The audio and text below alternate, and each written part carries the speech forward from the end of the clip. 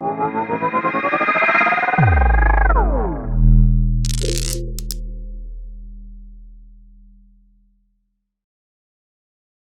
right, guys, welcome back. Coming up now is a panel discussion on the topic of gaming in the blockchain and crypto space. The crypto gaming scene is growing as more games are being invented and more collectible in-game items are being built on blockchain technology. Not only do games make mass adoption for blockchain and cryptocurrencies possible, but they also provide an easy way to learn how blockchain technology works. So I would like to introduce, first on our panel, he's been instrumental in implementing groundbreaking blockchain gaming innovations such as play to earn, share to earn, and play for keeps, which all have the potential to democratize how people across the world profit from their time. Please give a warm welcome to Nick Watt.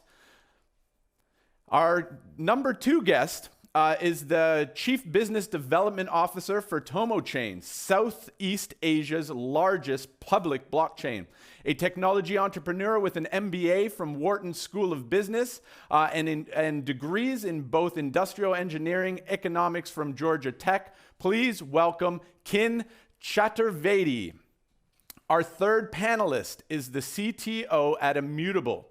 The makers of the Ethereum-based #1 blockchain dApp, Gods Unchained, and one of the gaming's fastest-growing startups. Having recently raised $22 million, Immutable are scaling mainstream adoption of decentralized gaming economies. Please welcome Alex Connolly. And fourth to the panel is co-founder and COO of Pixowl, which was acquired in 2018. He is also with TSB Gaming and the developer of the Sandbox franchise, having over 40 million players. Please welcome Sebastian Borchet. Last but not least, our moderator of the panel, an editorial manager and freelance tech, crypto, and cannabis writer. Welcome, everybody, to the panel. Thank you. Thank you. Thank you very much. Hello, everyone. Hey guys, thank you everyone for joining us, and thank you for the introduction. Today we'll be digging into, as he said, the gaming industry in the blockchain space, and I'd like to open up with a really broad question first, with each panelist touching on what are the greatest misconceptions about the blockchain gaming industry. And we can start perhaps with Sebastian, if you'd like to take that one on.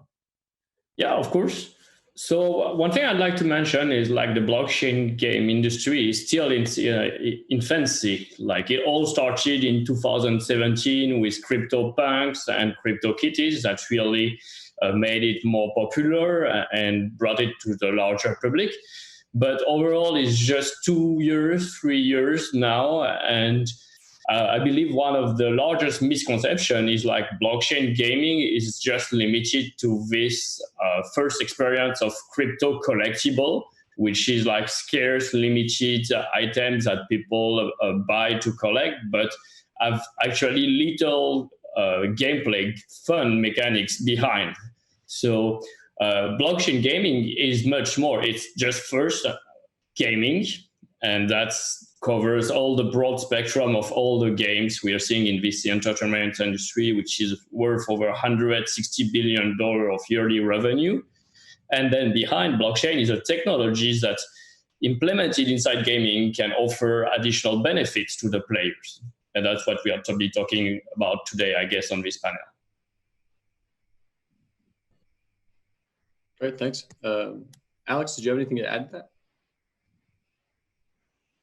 Oh, you're on mute, Alex. Yep, I think I agree with everything that Sebastian just said. I think one area where I'd like to expand on is particularly for those who are playing or developing blockchain games, there sometimes can be the perception because of where the industry started and those initial games, which are much more focused on collectibles and sort of tokens with relatively small utility.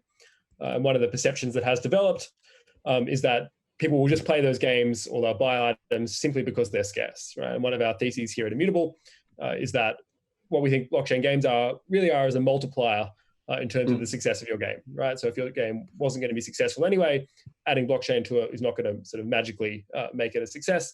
It's still important that all those core gameplay elements are still there. The games are still fun. They still have engaging loops, etc. But what we think blockchain can really add is deepening that value chain, as well as making players feel much more connected to the games itself.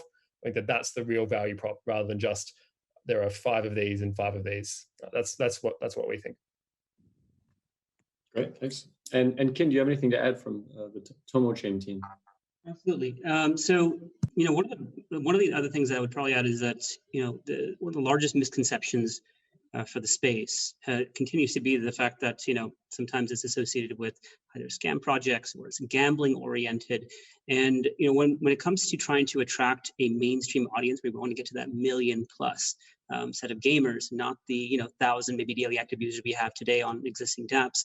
A challenging part is that narrative itself, and I think that the kind of work that we've seen over the last year or two with a number of the panelists here today and others as well, we're starting to shift that mindset. But the core focus really needs to be on developing good games that really attracts that traditional gaming market. And as we start moving into that, and we start moving away from kind of what has currently been the norm for dApps, I think that's going to also help considerably when it comes to kind of bringing blockchain gaming to the masses. Yeah, absolutely. And Nicholas, with quite a long history in traditional gaming, what kind of misconceptions do you see in the blockchain gaming space? Yeah, I mean, I think probably from an outward perspective, a lot of people probably perceive it as being amateur is the wrong word, but relatively small, relatively niche, and then obviously mixed in with sort of a lot of the perceptions that blockchain itself has in that, is it a scam, or is there actually real value in it? I think, a lot of the mass market probably still hold some of those sorts of viewpoints.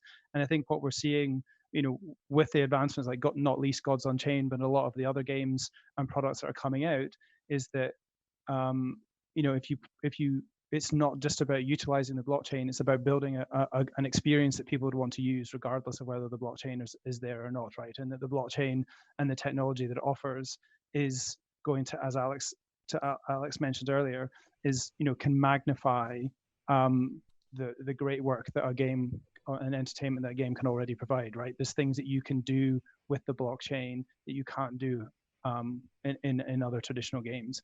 And I think that's where it's exciting for me, because if you follow the advent of technology and of video games, like all the big leaps and throughout the industry have come because new technologies arrived, which has offered games players ways to do things and entertain in ways that weren't possible before.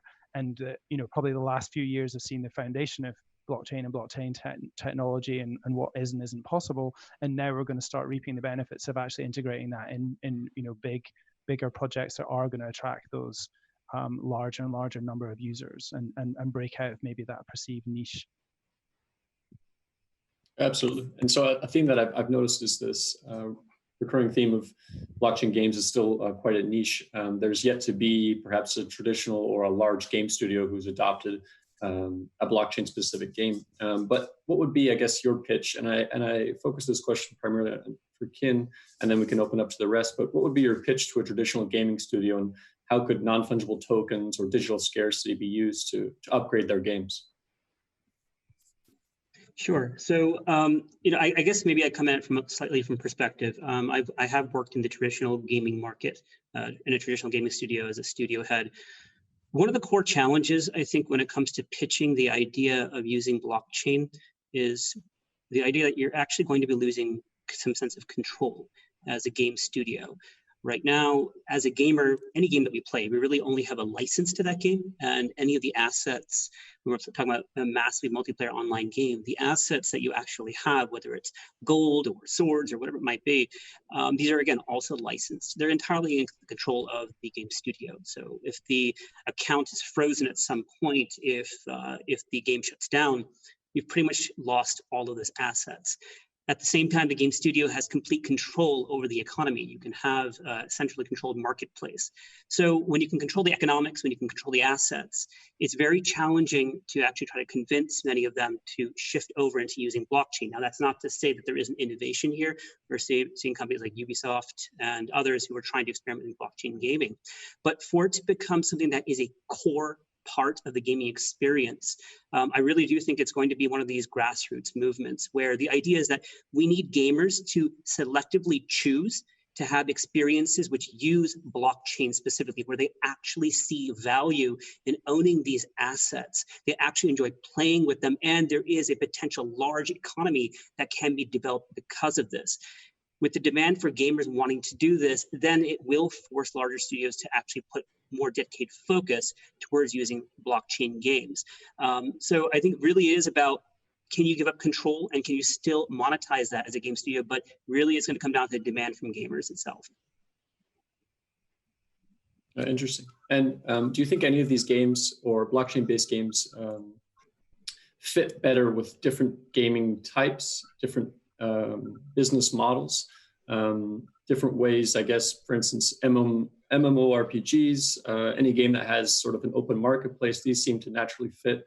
But are there anything else that you would consider possible for blockchain-based games? And no, I mean, I think I agree that that really is kind of where I see it to start off with, at least. I mean, the idea that in a game you can have a legendary weapon, but you can have 1,000 of those, 1,000,000 of those, it doesn't really matter. The moment that you start adding some sense of scarcity to that, but the end user, I think the idea is the gamer, when they earn something unique in a game where they know that other people cannot own that unless they selectively choose to give it up, to sell it, whatever it might be, where it's truly unique, then all of a sudden the idea of ownership, of possessing that item, becomes much more valuable. Right now you can have some scarce goods, but when you can truly prove it in a game, that is going to add a lot more in terms of the incentive structure.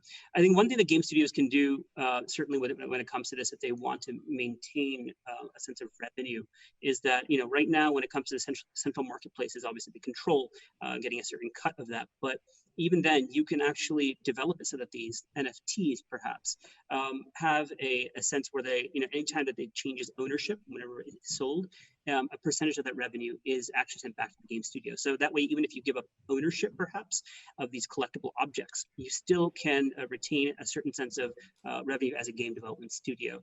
But certainly I do believe it's going to be with these collectibles, for sure, to start off with at least.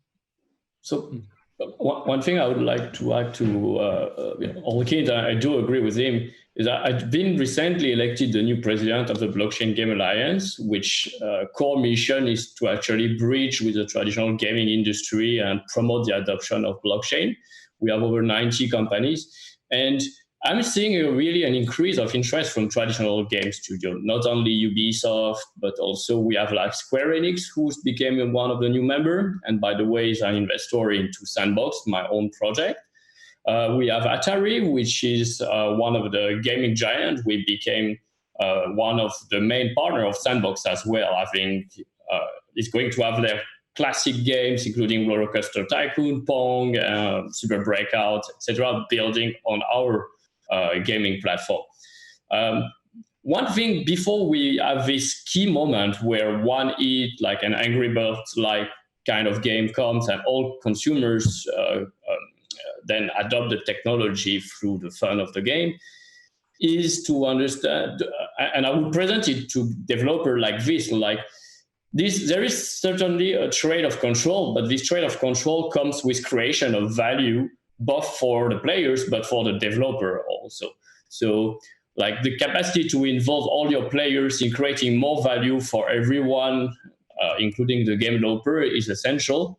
And it's something that you rarely see in traditional games, like how the players are really involved early, even before the game is out, contributing, participating in pre-sales, becoming ambassador of your product, and helping you to actually distribute your content in the form of NFTs and taking some profit from themselves. So the two key arguments I would give is actually like the involvement of the community and the new play-to-earn business, which I think is an interesting alternative to free-to-play and really worth looking into it. Yeah, I think it's really interesting. Sorry, do you want to go, Alex? I think what I was going to add there was just one of the things which I think is really interesting about blockchain gaming as a model generally is the alignment of incentives between various parties, right? We think that in general, players and those who are sort of evangelists within communities for games do a lot of work on behalf of game developers, right? So they're able to spread the game, create network effects for games and things like that. And at the moment, they're not really being rewarded for that time, right? So that's one of the ways in which we think blockchain can sort of contribute there. But at the same time, also game developers don't have a lot of levers, right? At the moment, the only way to make people evangelize your game is by like, making like, the world's most fantastic game, or like having a Twitch stream and things like that. And one of the things that we think that blockchain will hopefully be able to do is allow developers to engage with their community using real value, right? So be able to find ways of incentivizing early adopters of games to continue participating in the ecosystem and things like that. On Kin's initial comments regarding the need for sort of players to come before developers, I think I broadly agree with that. I think in general, the switching costs for a player from a non-blockchain game to a blockchain game, at the moment, the UX is quite it's not exactly frictionless, but the switching cost, you can try it out, and if you don't like it, you can just switch back, right?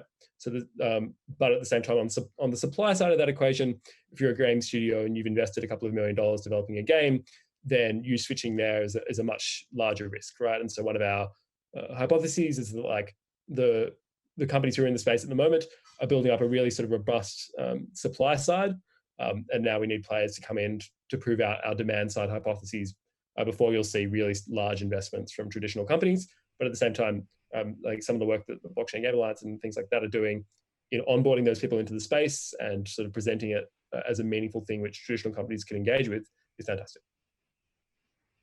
Yeah, I mean, I'd largely concur with pretty much all the sentiment. I think what's really interesting is that, in the moment, the obvious utilization of the blockchain is kind of around assets and digital ownership and be able to transfer that for, some form of real world value. And obviously, like some of the areas investigated with like play to earn and how you democratize that so people can play the game and be able to turn that into real world value is really interesting.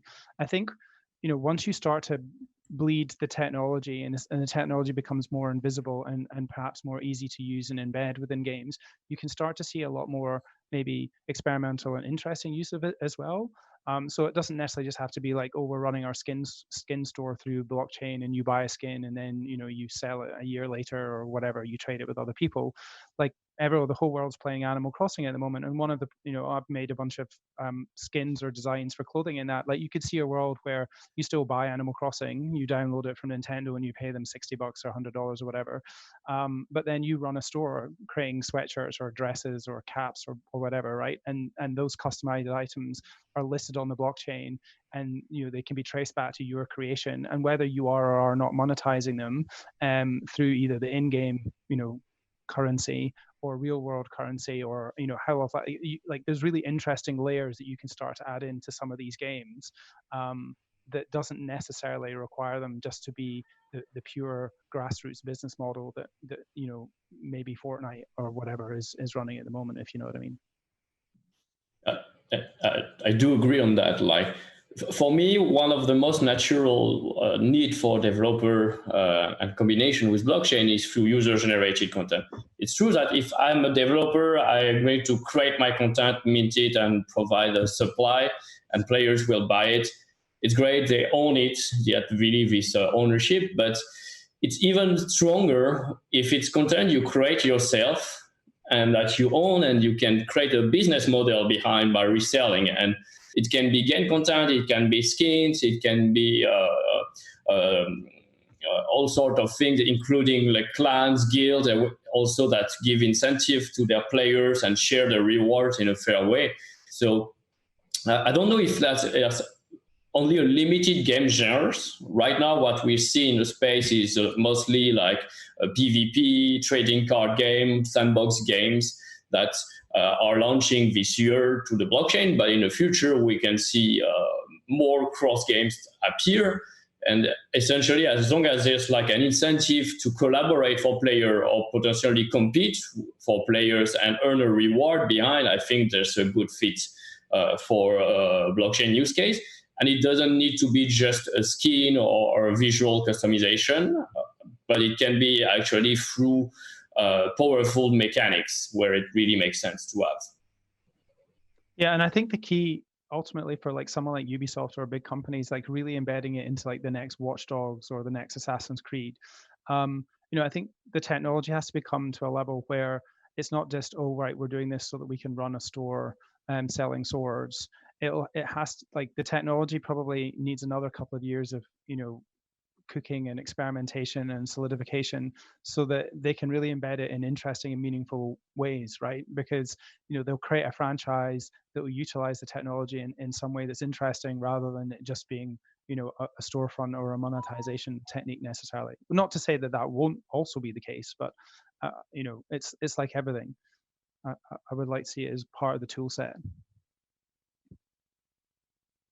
Yeah, absolutely. And I think moving from that, a lot of talk has been on the underlying technology. And in the past, with games like CryptoKitties and CryptoPunks, and a handful of others, actually more recent games, they've run into this issue of scalability on Ethereum's network.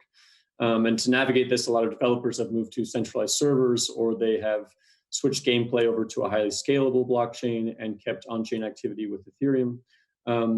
How does the future of blockchain gaming hinge on this scalability question, or can it be resolved otherwise? I suppose we can pass this one off to maybe Alex, if you'd like to take that on. Yeah, sure.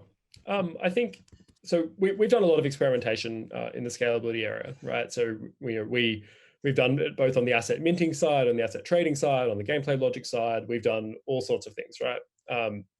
And basically our conclusion, at least for the moment, has been users care a lot about owning their assets, right? So the assets that they own in game, being able to trade those without restriction on the blockchain, people care a lot about them, right?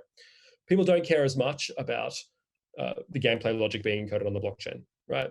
And obviously I'm using gameplay logic there not to refer to things like CryptoKitties or things like that, where the trading mechanic basically is the gameplay, and so it's all bundled together. But in games like Gods Unchained, etc., we use centralized servers to actually have the card game be played, and then the asset ownership in between each game is validated with the blockchain, right? And we found that to be a model that our users are willing to accept, right? I think long-term exploring interesting things like proof systems are an option for us. We built out sort of some conceptual stuff with state channels, but just found that like the technology is not yet ready for that big gameplay logic to be encoded on Ethereum, right? So people can switch to other chains, etc. Obviously, those have centralization trade-offs, but at the same time, those offer also like different security guarantees, right? And I think developers need to find product market fit with the style of their game, with the type of users who are playing with their game, right? And then make a technology decision based off that. So if you need a sidechain, if you need to use a different blockchain, if you need to use Ethereum, if you need to have a centralized server, those sorts of questions towards creating an actual product that makes sense for your consumers are more important than just like arbitrary, how many transactions can we do and things like that. I do agree, with Alex here. If you think I want to build a game that's going to have 1 million player, and 1 million is not unrealistic. It's rather standard in the traditional games industry nowadays, and even more with COVID, which is increasing largely. The key issue is not all right, how can a blockchain support a constant transaction between 1 million players? But it's more like, how do we actually make it as easy and seamless for 1 million players to jump on without having to go through creating a wallet or even going through creating an account on exchange, etc. And it's all about thinking on the user experience at which point of time do I really need a transaction to happen in my gameplay logic. And this, I would recommend for most of game developers to think first of using blockchain essentially for their asset, tokenized as NFTs, and blockchain for proof of ownership of this asset. But like Alex said, everything related to gameplay logic, unless you really need to have a public, transparent settlement of the outcome of the gameplay, which might be the case for some casino game or PvP game, you don't need to run it all over on the blockchain. So it can happen, the gameplay can happen on centralized server, and you can really think it through. Also with solution like ERC-1155 or layer 2 solution provided by Matic and a few others on simplifying it all until that very last moment where the users want to trade or transact or cash out an item. and an actual transaction on the blockchain is involved. And so far, even with thousands of users buying NFTs simultaneously, we've seen that during our land pre-sale, where something like 10,000 lands sold out in less than 5 hours, we never see a bottleneck. So I'm quite confident that even under a strong stress peak time, the current solution we have are still capable of handling it if we apply the right optimization behind. And if I'm going to add to that, I mean, I completely agree that, one of the core frictional points is when you have users having to, again, download wallets, having to understand how to go through the entire friction of buying cryptocurrency. How do you then use it in apps or dApps? It's like a 12+ step process, basically, from beginning to end. So for us, I think that the idea really is, how do we mask the current blockchain experience and have it so that it can actually provide an experience where an end user, whether they pick up a game that they're currently playing on the mobile phone or they pick up a dApp, where they can have that same kind of experience, but it's also powered by blockchain. One of the areas that we noticed, that was causing this friction is that dual currency system where you have a token, whether it's an NFT or a standard blockchain token, but then you have to have that native token to pay that gas fee. And so immediately you're requiring an end user to have to own, some native token in order just to transact. So one of the things that we did was we created a protocol called TomoZ, which essentially removes that friction of having to deal with the gas fees.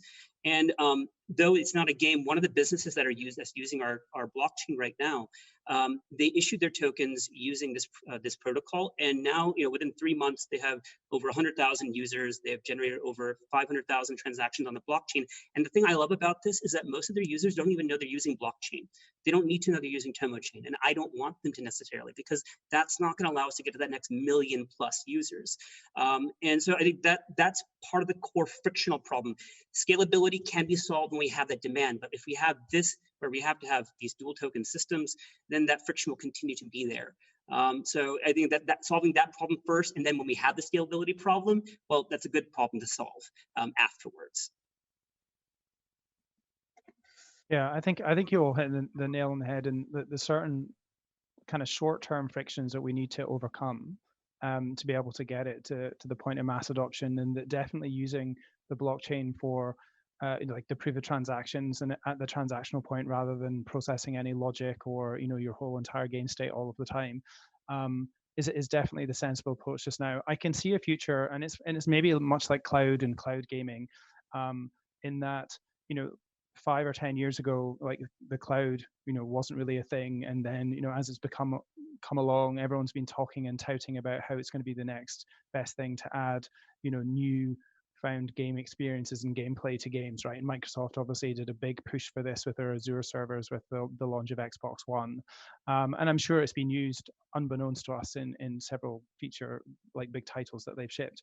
But it's one of those things that until it scales, until you get to that scale, and until it becomes cheap and seamless, and that you can run, in the case of cloud, multiple servers, but in the case of blockchain, like users not having to think about gas fees, then not having to think about the fact they're on the blockchain, then if you get to that point where it's so cheap and so easy, or at least so cheap compared to the money you're making for whatever you're doing, then you'll be able to run really big like logic or whatever proof of work experiments on chain. And I can see that happening, but it's not like if that was what your premise was today, I would probably caution against it, unless you've got some way of making so much money you can offset the cost you're going to have to pay on the chain.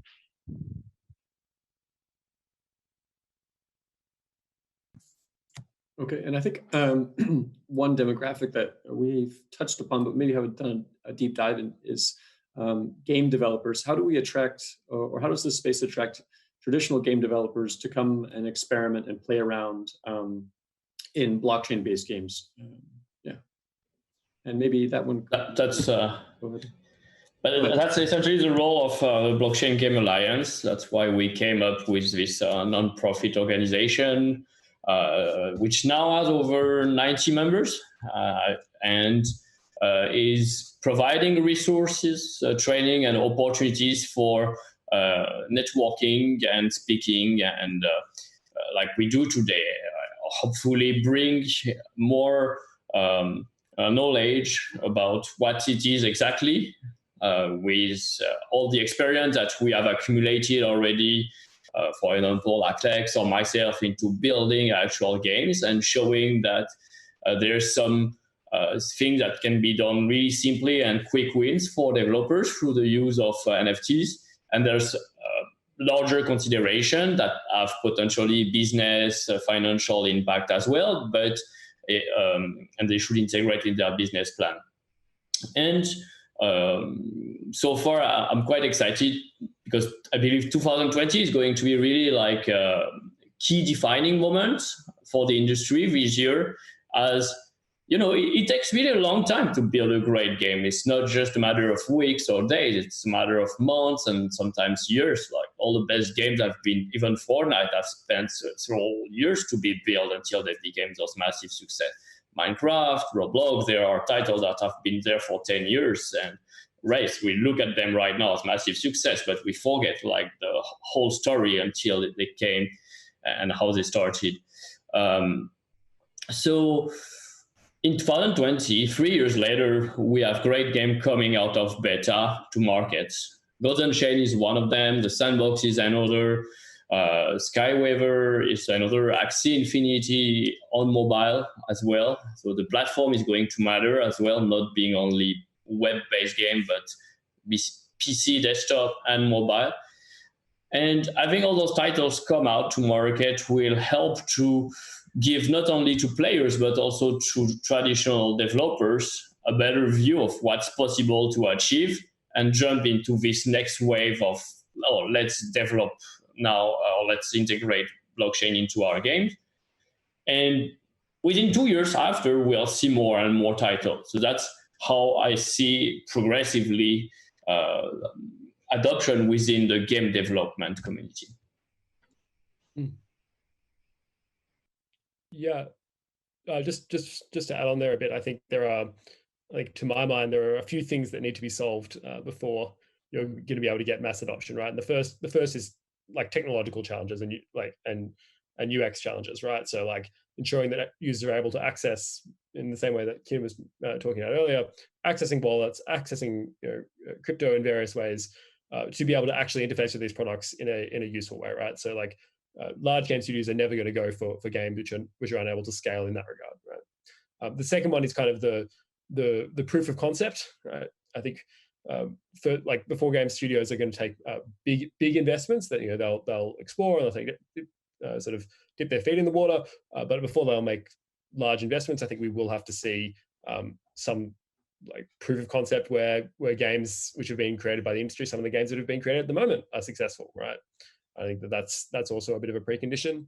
The other thing I will add is like, kind of as a word of encouragement to everyone here, particularly the Sandbox team who are building blockchain games, is one of the things that we saw with mobile games. So with companies like Rovio, with companies like Supercell, with social games, so companies like Zynga and King, etc., took advantage of new technologies, new distribution channels, and these were companies which hadn't existed before, right? So they were new companies capitalizing on new technology and turning those into massively successful, played all over the world, millions of users, right? And so I think, yes, we want the sort of the traditional games industry to be able to use this technology. There are a few roadblocks in that way, but at the same time, I think it's also incumbent on those of us who are already in the industry to make games which millions of people are going to play, right?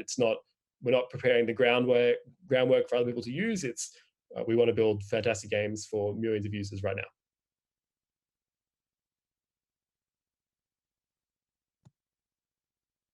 Yeah, and like having worked on a bunch of different platforms across the years, I think the key to attract people is going to be getting the technology to a place where it's easy to make a decision about which one you want to use. Like at the moment, there's an awful lot of blockchains out there. There's awful lot of like differing technology. There's not much standardization. I think once you've got some really good, robust examples where if you've never used, if you're a game engineer, a programmer, and you've never used blockchain before, that it's easy to wade in and make sense and to start working out what you want to do. I think that, as to Alex's point, there's going to be people, and maybe it's some of the people that are on this call already, maybe it's Goes on Chain, maybe it's Sandbox, maybe it's the work that Kin's doing or someone else out there, they might be the next Zynga or Rovio, right? Because they're already embedded in the technology and they're early adopter. But for some of the people who are out there who are on the traditional space, I think definitely being able to understand why you would want to incorporate blockchain. So like some really good, robust examples of success and how to use it successfully. And then also, being able to understand the technology and how to implement it and how to make the right choice. Like, should you be using Ethereum as a blockchain, or should you be using one of the other blockchains, or, and so on and so forth. I think that will become really important as well.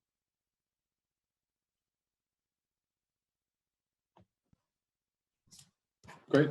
And I guess as a final question, because we're just about out of time here, I would be curious, given all of that's been discussed today, what makes up a quality team of, I guess, developers, leadership, and I guess all of the components of a blockchain-based gaming development team? What would be, I guess, a requisite to be a part of that team, and what would make that team any different than perhaps a traditional gaming team? So I'm happy to lead off on this one. I think it's like one of the things that we found is like at the moment the technology is like it's hard to work with, right? Like and you're dealing with new technology, you're dealing with things which are really challenging and mistakes which are kind of permanent, right? So like it's very important that the sort of the technical basis for working with this thing absolutely has to be a part of anyone's team at the moment, right? I think one of our goals at Immutable is over time to be able to make that process a little bit softer for new developers and people trying to sort of create blockchain games. But at the moment, I'll strongly advise you that you it's a serious responsibility, and it's one that kind of you have to take seriously from a technical perspective, right? I suppose so that's kind of technical expertise on one side. On the other side, I also think it's really important to not be too technical in the same sense. Like this is an industry which suffers as well from like a lot of really challenging UX that you can't avoid, right? So like all the things that panels already discussed around wallets, around crypto acquisition and things like that. There's not a lot that we can do about those, right? I mean, obviously everyone's trying, and I think lots of people on this call, myself included, will be trying to make those things better.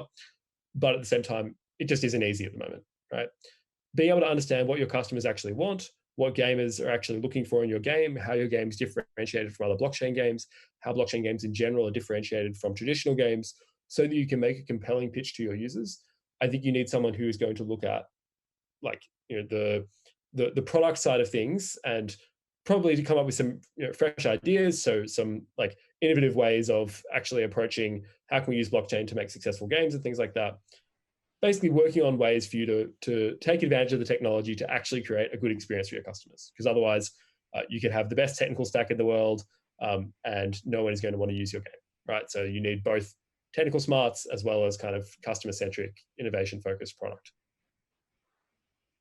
I totally agree. Like, if you want to build a game, you have to focus on like, all right, what are my key assets in the team to build great game? Like, what is their gaming culture? What previous success have they done? And show them that they are building games that have already attracted a large amount of players. And this is essentially through having good game designers, good artists, and understanding already like what was the key ingredient for this game, their previous work and games to work, or maybe fail. And if they fail, at least they understood why they fail and how they want to approach it differently to solve it. If you're starting as your very first game and you choose to go, then you start with a heavy handicap of both the technology and the lack of knowledge and the previous experience in the gaming industry. And I'm sure like blockchain and all this new economic model like play to earn, this decentralization of the control, etc., can sparkle new ideas. But if your core game is not fun enough or like not on par with existing counterparts that are on other platforms and centralized, it will be harder to build a compelling pitch to like the larger audience of regular gamers. And That's what I see when I see Ghost Unchained, and I compare it obviously with Hearthstone, and I think they even look better. There's nothing to be ashamed of when this is a game, and that's why they've been able to pull already so much buzz around them, etc. So this has been an incredible talk, guys. You've brought us right to the full time. I really appreciate everybody's time. We don't have any more time for audience questions, but I think you guys covered absolutely everything. So I'd like to thank you guys very, very much for joining us.